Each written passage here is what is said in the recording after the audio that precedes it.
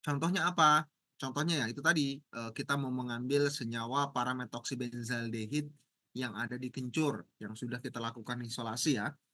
Itu kemarin hasilnya saya juga sudah interpretasi, ternyata memang, benar yang adik-adik sekalian isolasi dari pertemuan, semester lalu memang merupakan parametoksibenzaldehid, di mana parametoksibenzaldehid ini merupakan senyawa marker yang ada kencur di tumbuhan kencur. Nah, sehingga itu tadi ya, untuk menentukan senyawa yang sudah diketahui. Benar nggak yang telah kita ambil ini merupakan senyawa yang kita target. Jangan sampai kita mengambil senyawa tetapi bukan senyawa yang kita incar. Itu untuk mendeterminasi. Yang kedua untuk mengidentifikasi atau identification.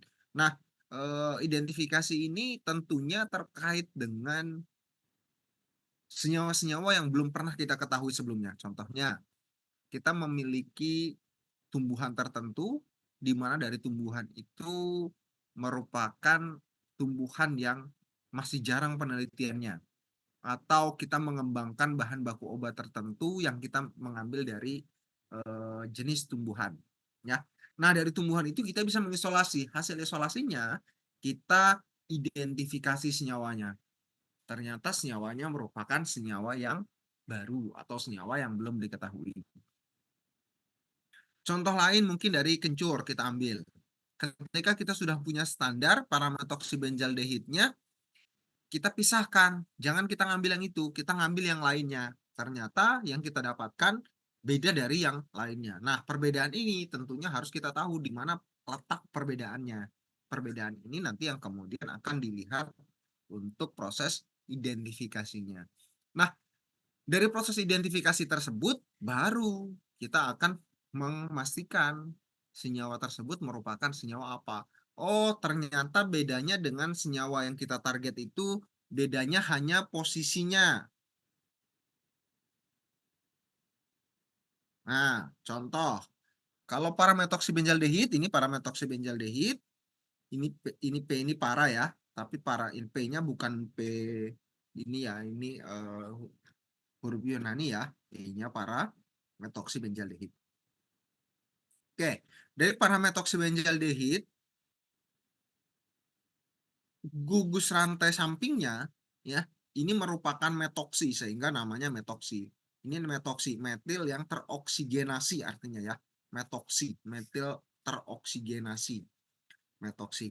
Nah, kemudian dari parametoksibenzaldehid ini ternyata perbedaan dari senyawa kita, ternyata kita dapatkannya bukan metoksi, tapi etoksi. OC2H5 ya, etoksi.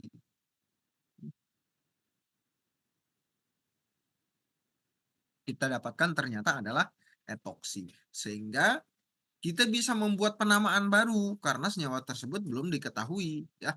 Yang tadinya para metoksibenzaldehid jadi para etoksibenzaldehid. Kenapa demikian? Karena tadi gugus fungsinya telah berubah, yang tadinya metoksi jadi etoksi.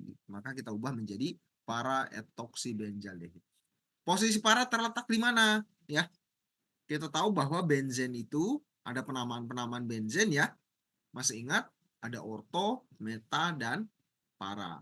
Orto itu posisinya 1,2, meta posisinya 1,3, sedangkan para posisinya 1,4 atau biasa disebut dengan berseberangan ya, berseberangan.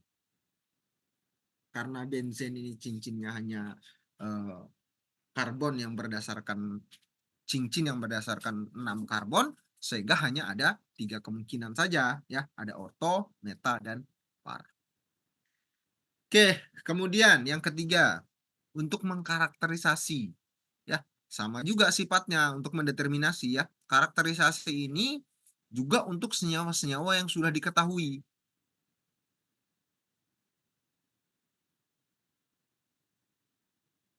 Untuk senyawa-senyawa, sorry, mohon maaf, maksudnya adalah untuk senyawa-senyawa yang belum diketahui. Senyawa-senyawa yang belum diketahui. Kalau identifikasi tadi untuk senyawa yang sudah diketahui ya. Sorry, sorry, kebalik saya. Ya. Kemudian kita lihat sifat-sifat fisiknya. Entah itu sifat fisik yang kita lihat ya. dari mulai kelarutannya, titik didihnya, terus kemudian itu sifat, nanti kemudian kita lihat sifat kimianya. Sifat fisik itu terkait dengan bentuk wujudnya. Oh, ternyata bentuknya kristal. Oh, padat. Oh, oil. Ya, itu sifat fisiknya. Kemudian kalau sifat kimianya tentunya terkait dengan kelarutannya, kemudian rotasi optiknya, dan yang terakhir yang paling powerful ini terkait dengan fisikokimianya. Nah, fisikokimia ini tidak bisa kita hanya lihat menggunakan eh, kasat mata. Jadi harus menggunakan bantuan instrumen. Oke, kemudian yang keempat, saya ulang ya. Kalau elusidasi, determinasi, dan karakterisasi itu untuk senyawa-senyawa yang belum diketahui, sedangkan identifikasi itu untuk senyawa yang sudah diketahui. Ya, know compound. Ya, kita lanjutkan. Untuk itu elusidasi ada 3 hal, kemudian structure ya, structure itu terkait dengan struktur senyawa organik, entah itu yang sederhana maupun yang kompleks, mencakup sampai ke sterokimianya. Ya, jadi mencangkup hingga sterokimianya, posisinya di satu karbon.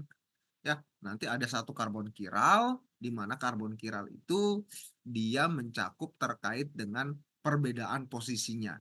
Ya, sekarang pertanyaannya, siapa yang masih ingat karbon kiral itu apa? Apa pengertiannya karbon kiral?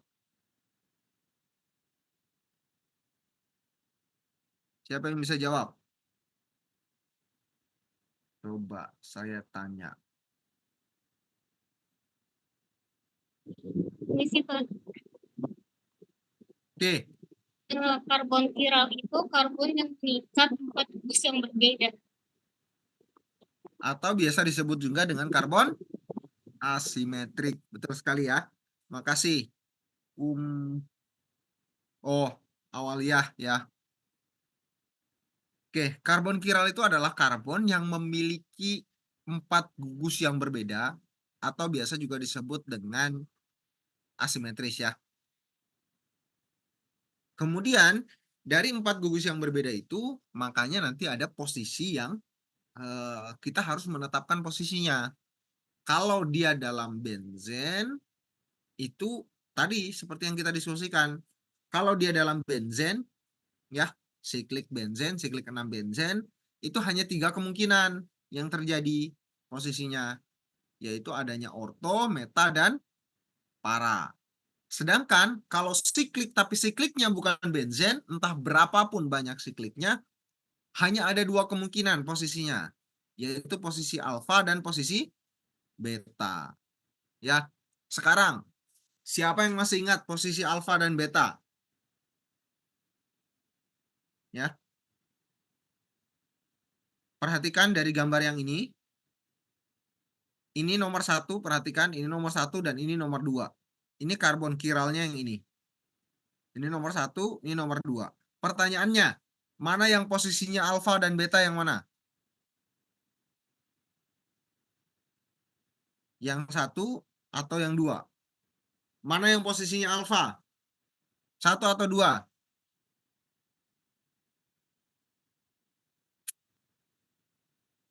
Ayo.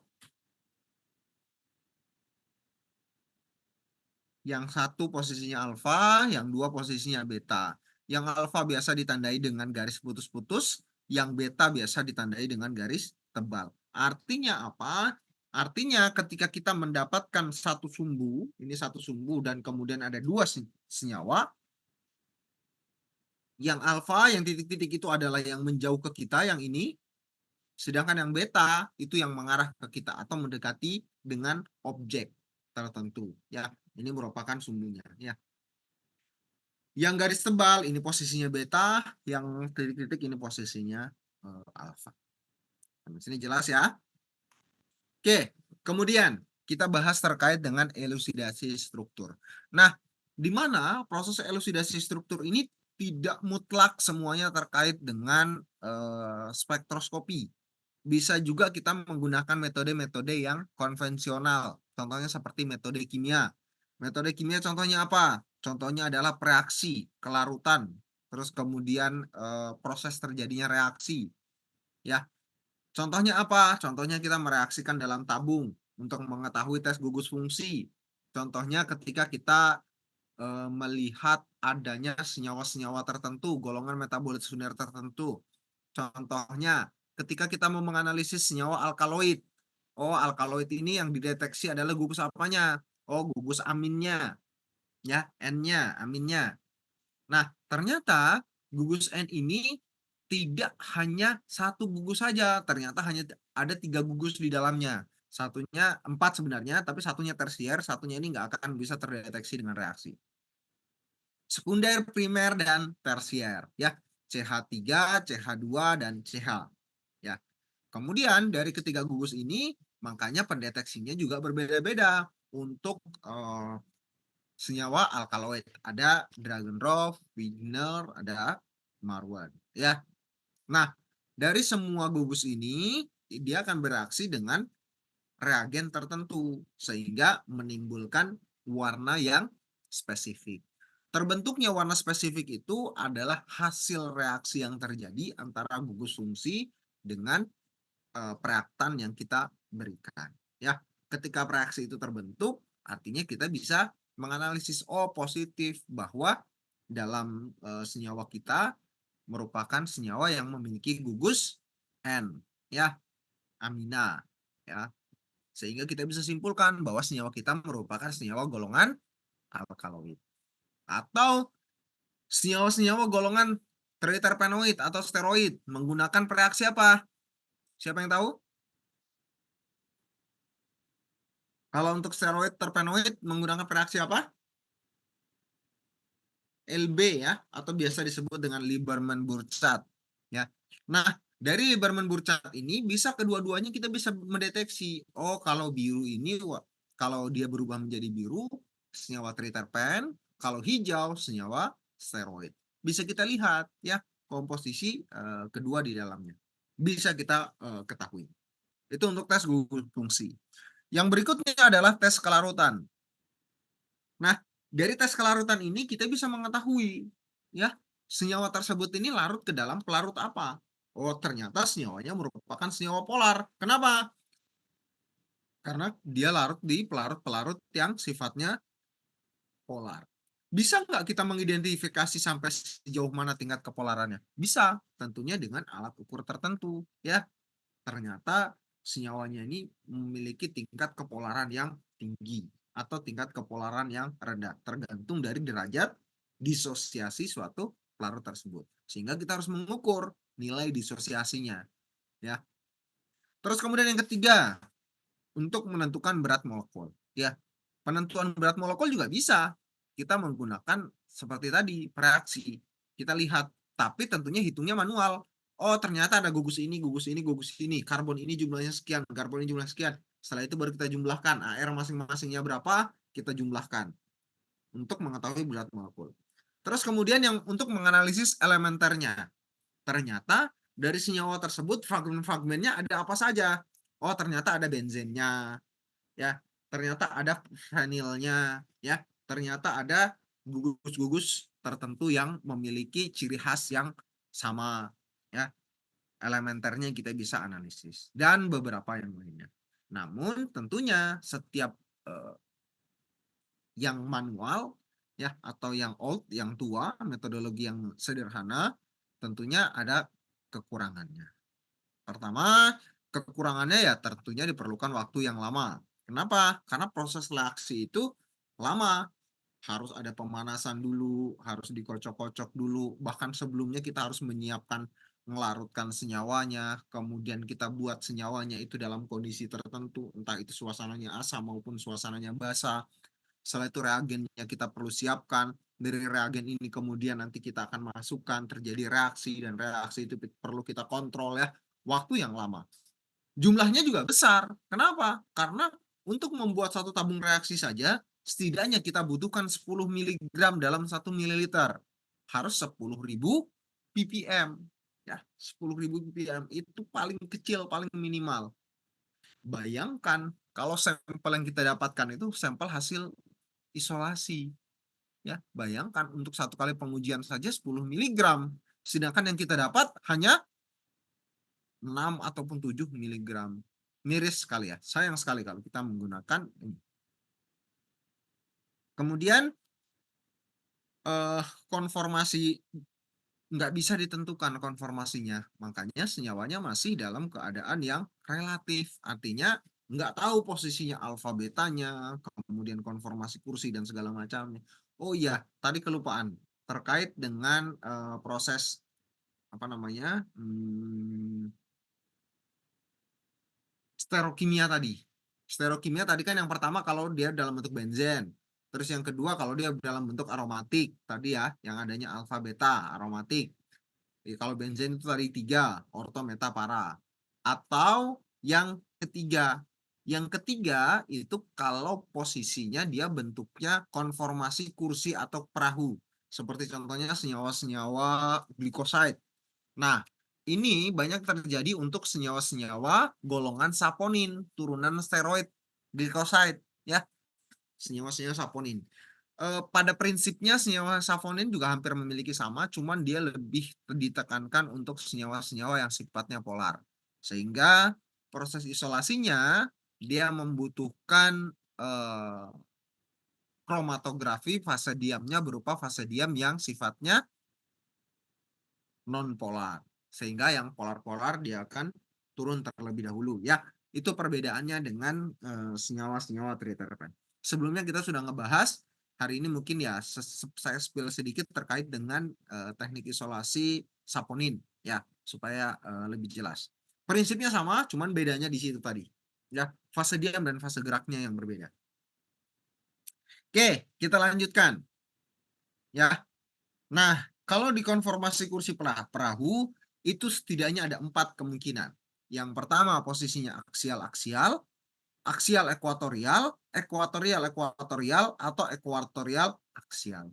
Ya, jadi posisinya berbeda. Kalau dia mengalami gugus fungsi, ya posisinya satu ke atas, satu ke samping, atau satu ke bawah, satu ke samping, satu ke samping, satu ke samping, ke bawah ke atas ke bawah, atau ke samping kiri ke samping kanan. Ya, itu posisinya berbeda. Saya pikir konformasi ini kalian sudah dipelajari di kimia dasar, bahkan mungkin di kimia organik lanjut ya. Terkait di sintesis juga saya pikir harusnya sudah dipelajari. Oke, kita lanjut. Nah, itu tadi untuk metode kimia. Sekarang untuk psikokimia. Apa sih kelebihannya? Nah, metode psikokimia ini apa yang dianalisis? Kalau tadi kan proses reaksi, kelarutan, ya, kemudian elementernya dan segala macam. Kalau psikokimia ini yang dianalisis terkait dengan energinya. Entah itu energi cahaya dari atom atau suatu molekul, ya, interaksinya antara cahaya, kan cahaya juga merupakan energi ya. Kemudian eksitasi, perpindahan elektron, karena perpindahan elektron itu dia juga termasuk nanti mengeluarkan energi atau menyerap energi ya, dari tingkat energi tinggi ke tingkat energi rendah. Ya, nanti kita akan bahas pada saat kita diskusi. Karena apa? Karena setiap senyawa akan menyerap energi yang berbeda. Contohnya, ada metil dan metilen akan menyerap senyawa yang berbeda. Nah, lebih spesifik lagi, nanti kita akan mendiskusikan terkait dengan medan magnet.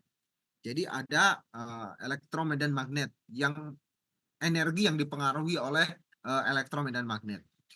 Kenapa? Karena energinya itu hampir mendekati, hampir mirip, sehingga nggak bisa kita hanya menggunakan spektroskopi yang sederhana.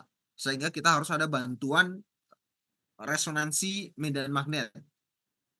Sehingga jaraknya kita bisa pisahkan. Kita bisa yang tadinya jaraknya antara energi yang satu dengan energi yang kedua itu jaraknya mungkin overlap hanya 0, sekian Pascal. Dengan adanya elektron medan magnet, energinya ini bisa kita perbesar jaraknya.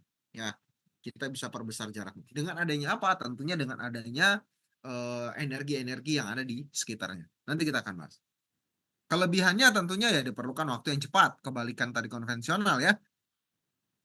Waktunya cepat, jumlah zatnya juga yang dibutuhkan sangat kecil, Bahkan ada yang pengukurannya menggunakan sampel yang sangat kecil, yaitu mikrogram ya. Ini kan miligram, ada yang mikrogram, hanya sekian tetes dan tetesnya itu paling 10 ppm. 10 ppm itu 0,01 dalam 1 mililiter. Dan itu yang digunakan hanya satu tetes saja. Contohnya pada saat kita mengukur IR. Nanti kita tinggal teteskan, setelah itu baru dipancarkan energi, setelah itu baru keluar gugus fungsinya. Kemudian yang terakhir kelebihannya itu strukturnya dapat dipastikan. Ya, konfigurasi elektronnya dapat dipastikan. Dia posisinya alfa atau posisinya beta ya, bisa dipastikan. Terus kemudian tentunya ya UV visible ya alat-alatnya. Kemudian ada IR, NMR, kemudian juga ada MS. NMR itu ada 1D dan 2D NMR. Ya, di mana 1D NMR itu ada proton NMR, karbon dan juga depth. Sedangkan 2D NMR dua dimensi maksudnya ya. 2D itu dua dimensi, 1D itu satu dimensi. Dua dimensi itu contohnya seperti HMBC, HMKC, COSI, NOESI, ROESI, dan segala macamnya. Saya pikir nanti pada saat kita praktikum, kita akan banyak membahas terkait itu. Jadi ini hanya untuk pengantar, nanti kita akan banyak diskusinya pada saat praktikum. Nanti saya akan memberikan spektrum-spektrumnya dan lain-lain sebagainya nanti pada saat praktikum. Ya.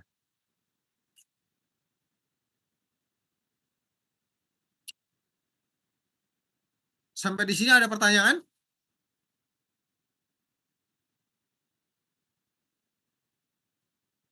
Kalau tidak ada, kita lanjutkan. Nah, ini tadi spektroskopinya. Untuk UV itu untuk mengetahui adanya gugus kromofor, IR gugus fungsi, kemudian NMR itu untuk mengetahui substrukturnya, bahkan bukan hanya struktur konkretnya, bahkan substrukturnya kita bisa ketahui dengan adanya NMR. Terus kemudian yang keempat yaitu kita menggunakan MS. Sebenarnya banyak jenisnya ya, cuman untuk menentukan senyawa ini bisa hanya menggunakan keempatnya ini tadi untuk memvalidasi ya, bisa mengkombinasikan empat ini tadi. Tapi kalau mau lebih bagus lagi untuk supaya senyawanya betul-betul absolut ya masih banyak. Contohnya ada XRD-nya, kemudian ada SCD-nya, atau mungkin untuk melihat gugus fungsi yang lebih spesifik kita bisa menggunakan Raman ya. Tapi secara menyeluruh kita bisa menggunakan keempat instrumen yang sederhana ya. Ini juga termasuk instrumen yang sederhana ya, walaupun memang agak ribet ya, tapi termasuk instrumen yang sederhana. Kita di Fakultas Farmasi sudah punya UV ada, IR ada, NMR yang kita belum ada ya. Karena NMR ini luar biasa, maintenance-nya besar. Jadi kita belum sanggup untuk membelinya di Unmul ya. Oke, kita lanjut. Untuk mengetahui gugus fungsi, itu kita perlukan IR. Nah, kita bahas satu-satu dulu lah. Terkait dengan UV. UV itu untuk mengetahui adanya gugus kromofor. Gugus kromofor itu dipengaruhi oleh apa? Gugus kromofor itu dipengaruhi oleh perubahan energi elektromagnetik di dalam molekul. Jadi, seperti tadi yang kita diskusikan, eksistensi energi itu, perpindahan ikatan itu mengakibatkan timbulnya energi. Contohnya, perpindahan elektron pi ke pi bintang. Kalian masih ingat terkait dengan bahasan eksistensi energi, perpindahan dari kulit satu ke kulit yang lainnya, ya, dari kulit K ke kulit L dan segala macamnya, orbit, molekul orbit, masih ingat? Nah, di situ adanya nanti energi, dan energi tersebut melibatkan tentunya yang paling umum dilibatkannya itu adanya elektron pi. Ya, elektron pi. Elektron pi itu hanya dimiliki oleh ikatan rangkap. Kalau ikatan satu itu dia memiliki ikatan sigma, kalau ikatan keduanya itu baru ikatan pi. Nah, dari ikatan pi ini kemudian nanti yang akan terkontrol si energinya. Makanya semakin banyak ikatan pi, gugus kromofornya juga akan semakin panjang atau semakin banyak tergantung dari jenis dari ikatan pi-nya. Terkadang ada beberapa ikatan pi yang terpotong-potong, tidak terkonjugasi. Ada juga ikatan pi yang terkonjugasi. Kalau dia terkonjugasi, berapapun panjang konjugasinya, tetap nanti dia dihitung dengan satu gugus kromofor. Ya, contohnya apa? Yang ikatan pi-nya terkonjugasi panjang. Contohnya adalah senyawa-senyawa yang tidak kasat mata atau tampak oleh mata.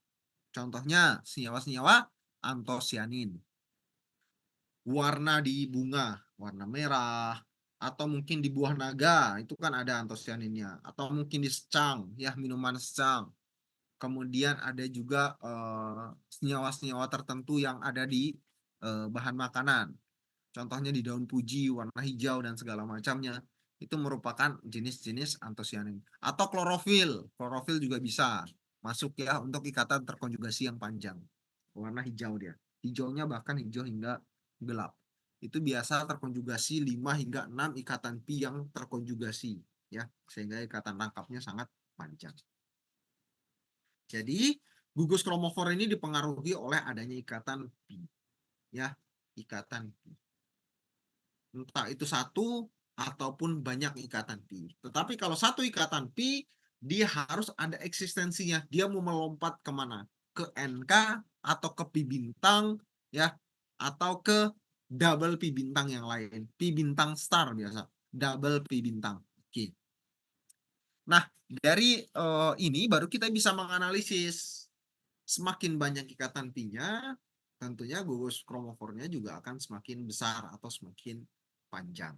Dari gugus kromofor ini kita bisa menganalisis, oh ternyata ikatan pi-nya ini ikatan pi yang hanya mengeluarkan energi rendah. Contohnya dari pi ke n. Ikatan pi tadi ya seperti yang saya sudah diskusikan, ikatan pi ini terbentuk karena adanya ikatan rangkap double bond. Ya kalau ikatan satu itu ikatannya sigma, kalau ikatan yang kedua itu ikatan pi. Ya. Kemudian kita lanjutkan. Kemudian ke ikatan N. N itu didapat dari mana? N itu didapat dari pasangan elektron bebas. Contohnya apa? Atom-atom yang memiliki pasangan elektron bebas. Contohnya oksigen. Oksigen itu bilangan oksidasinya ada 6. 2 untuk berpasangan dengan yang lainnya, membentuk ikatan, 4-nya berpasangan masing-masing. Sehingga dia memiliki 2 pasangan elektron bebas. Nitrogen juga sama ya. Nitrogen 5, biloxnya, bilangan oksidasinya ada 5, 3 berpasangan dengan yang lain, satunya apa duanya dia membentuk satu pasangan elektron bebas. Sehingga dia hanya memiliki satu nilai N, sedangkan oksigen tadi memiliki 2 nilai N. Ya. Sampai sini jelas ya? Saya pikir itu harus dipelajari lagi. Ya.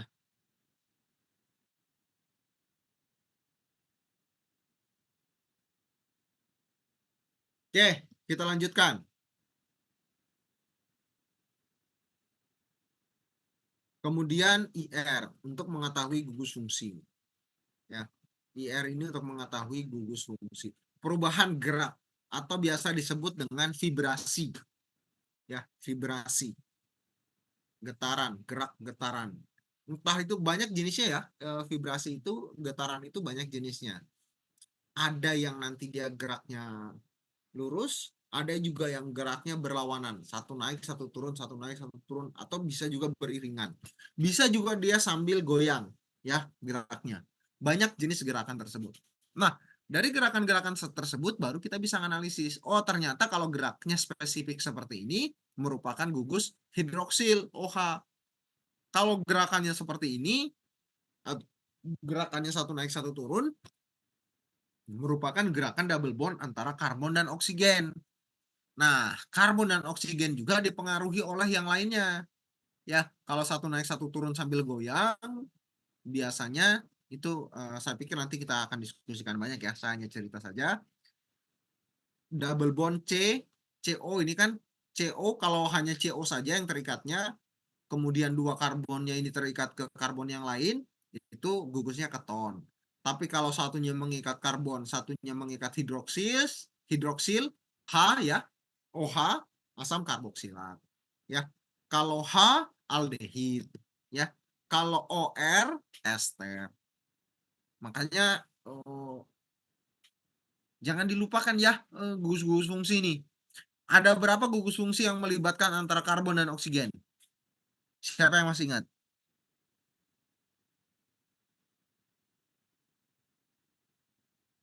Halo? Siapa yang masih ingat?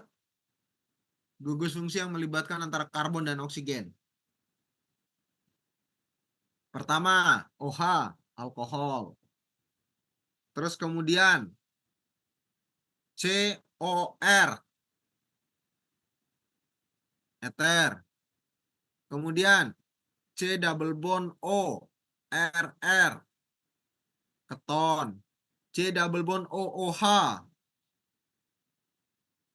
asam karboksilat. C double bond OH, aldehid. Ya. Kemudian C double bond OR, ester. Ya. Makanya nanti perlu diingat ya, jangan dilupakan ya. Nah, nanti dari hasil resonansinya, gugus fungsinya, apa dari hasil vibrasinya, maka kita bisa ketahui adanya gugus tertentu. Oh, dari gugus-gugus ini spesifik. Kalau di pergeseran sekian, bentuknya broad, kuat, oh posisinya hidroksil, OH, ya. Sedangkan kalau di sekitaran 1800 dia runcing, kuat, oh berarti dia merupakan gugus fungsi keton atau C double bond O, ya. C double bond O-nya juga perlu kita lihat lagi nanti tadi ya, seperti banyaknya gugus fungsi tadi. Yang berikutnya NMR. NMR terkait dengan substruktur secara keseluruhan. Nah, ini tadi yang saya bilang ya. NMR ini yang powerful dari spektroskopi.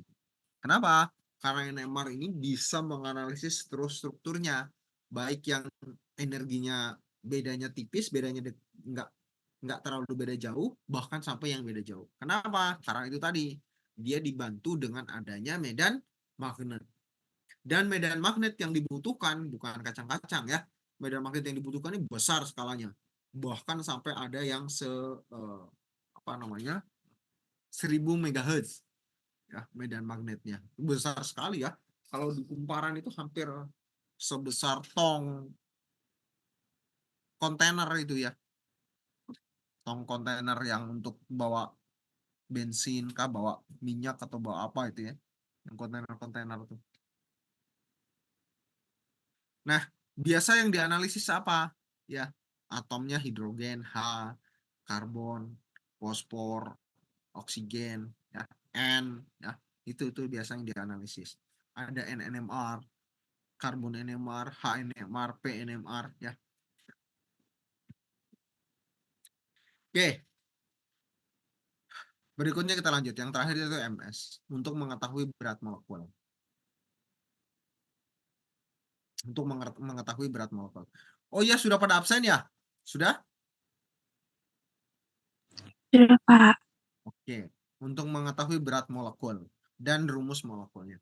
Selain mengetahui berat, contoh nih, senyawa tersebut beratnya berapa? Oh, ternyata 400 sekian beratnya. Rumus molekulnya apa? Oh, ternyata C30H45O6. Contoh, ya, merupakan senyawa-senyawa golongan triterpenoid. Ya, rumus molekulnya. Ternyata dari rumus molekul dan berat molekul itu kita bisa menganalisis juga. Menganalisis apanya? Menganalisis fragmentasinya. Ternyata dari itu kita bisa menganalisis fragmen-fragmennya. Oh, ternyata ada fragmen benzennya, ada 6 tersubstitusinya, ada frenilnya, ada 2 gugus hidroksil, ada 3 gugus asetoksi atau gugus-gugus yang lainnya. Ya, dari sini baru kita bisa mengetahui. Ini contohnya, saya bagikan dulu materinya ke kalian habis ini ya. Contoh nih, kita mengkarakteristik senyawa 33. Ya, ini secara fisiknya padatan tak berwarna. Secara kimianya, ya, larut dalam kloroform dan metanol. Melting point-nya, rotasi optiknya, ya, bisa kita lihat. Kemudian sinar UV-nya ternyata berpendar di 254. Adanya apa namanya ketoenon tak jenuh. Jadi ada double bond ikatan rangkap, kemudian ada ikatan rangkap C double bond O. Ya, ketoenon tak jenuh. Ya, alfa beta ketoenon tak jenuh. Kita lanjut. Kemudian di 365 ternyata nggak ada sinar UV di 365. Artinya apa? Artinya ya senyawa ini tidak memiliki gugus benzen dan yang lainnya, nggak ada konjugasinya, nggak ada pita B, nggak ada pita K, jadi dia hanya pita N, ya, ketoenon tadi. Kemudian secara sifat kimianya kita lihat lagi, ya, kita lihat lagi. Setelah di sprayer menggunakan asam sulfat ternyata warnanya merah juga. Vanilin sulfat warnanya merah, anisaldehid warnanya merah ungu.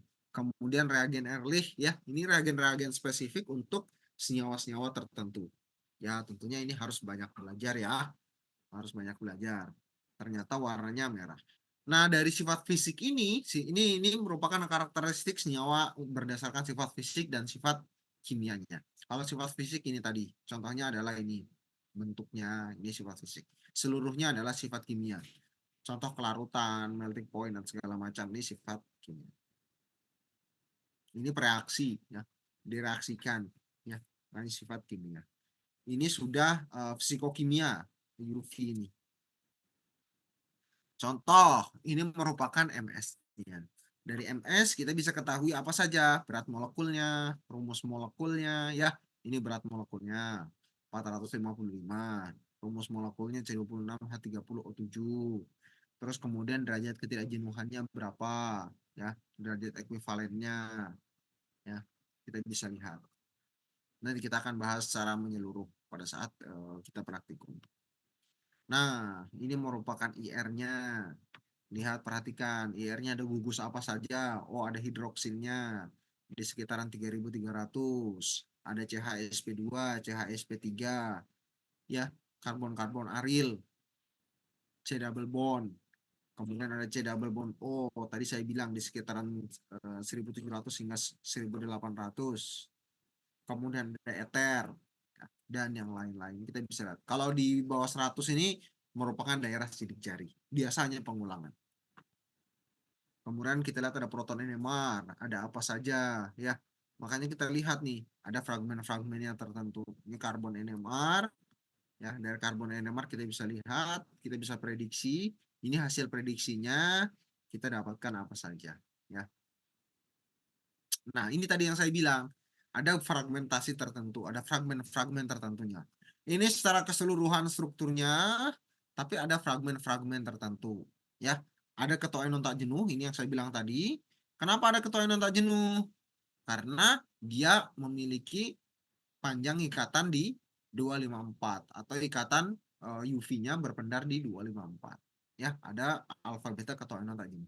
Ada dua jenis alfa beta ketoenon tak jenuh. Ada yang pertama ini, terus kemudian yang kedua ini. Ya.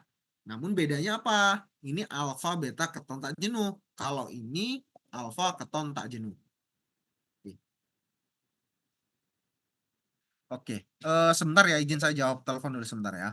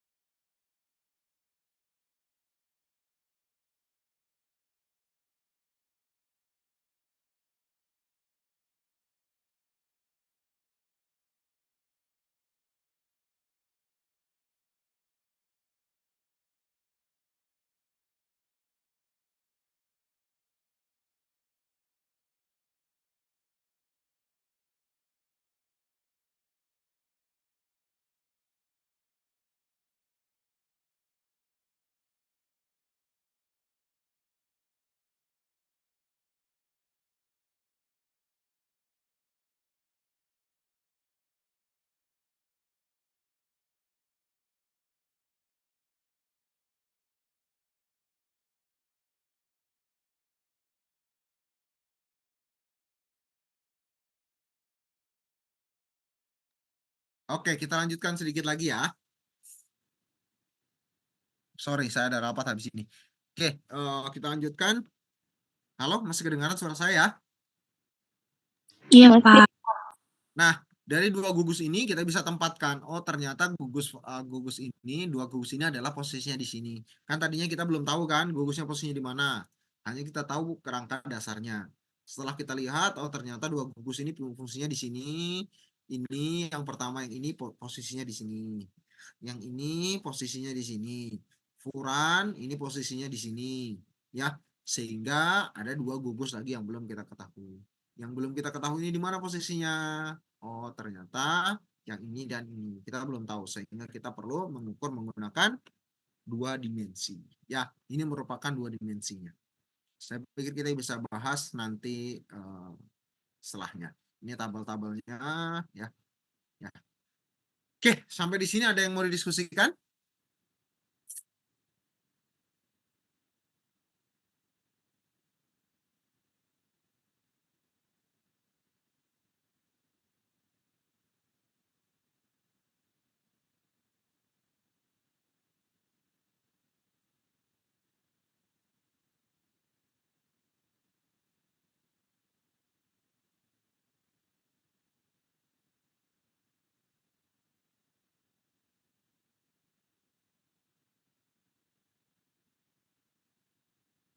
Ada yang mau ditanyakan? Sembari saya mengirimkan filenya. Oke, silahkan bisa di-download. Ada filenya. Hari ini semuanya masuk ya?